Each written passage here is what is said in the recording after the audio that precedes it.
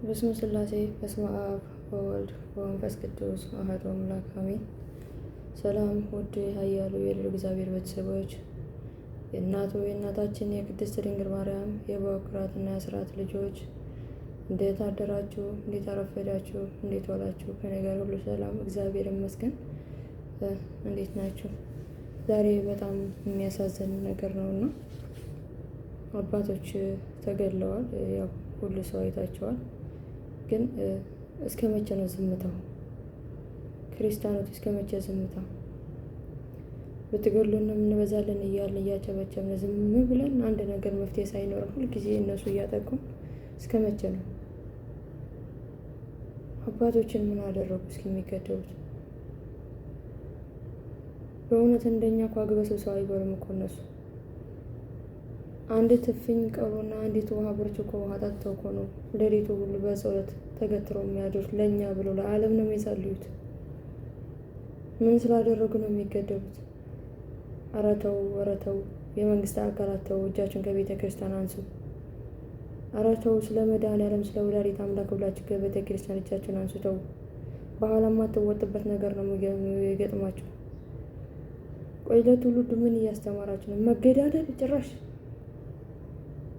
ምንድን ነው? ምን አይነት ጉር ነው የሰፈረባችሁ? ግን ደም የማይጠግብ ሁልጊዜ መግደል፣ ህፃናት መድፈር፣ መግደል ምንድን ነው የሚያረካችሁ? ቆይ የሰው ህይወት አጠፋችሁ። እሺ ምንድን ነው የምትረኩት? ምንድን ነው የምታገኙት? አረ ገዳይ ተው። አረ አይነ ልቦናችን ያብራላችሁ መድኃኔዓለም ክርስቶስ። እሺ የነዛ ፖለቲከኛ የተባሉ ሰዎች ጋር ወደዛው ግጠሙ። እነዚህ ምን አደረጉ? ምስኪኖች አባቶች የያዙት መስቀል ነው። እንደናንተ ሽጉጥ አልያዙ፣ እንደናንተ መሳሪያ አልታጠቁ፣ እንደናንተ አልጠገቡ፣ እንደናንተ በሬ እያጋደሙ እየበሉ አይደለም እኮ። ምን ታፈሯ ከመሬት እየተኙ ከድንጋይ ላይ እየተኙ እኮ ነው ህዝብንም በጸሎት እያሰቡ ያሉት። እናንተ እንደምታረጉትማ ቢሆን መድኃኔዓለም ክርስቶስ ባንዴ ነበረ አገሪቱን ድብን የሚያረጋት። ግን ስለ አባቶች እና ስለ ህፃናት ብሎ ነው መድኃኔዓለም ክርስቶስ ዝም ብሎ እያያቸው ያለ። ወየላችሁ ጅራፉን ያነሳ ጊዜ፣ ወያላችሁ መድኃኔዓለም ክርስቶስ የተነሳ ጊዜ።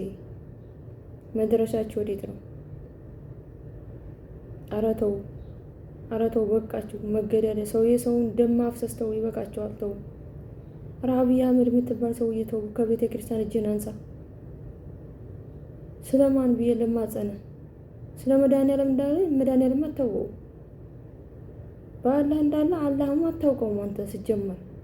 በማን ብዬ ልማጸነ? ኧረ ተው፣ ስለ መድኃኔዓለም ብለህ ተው፣ ተው።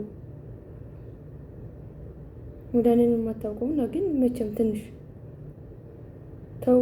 አባቶችን አትግደሉ፣ ተው። በመድኃኔዓለም አባት አይነ ልቦናችሁን ያብራላችሁ። ሌላ ምንም አንላችሁ።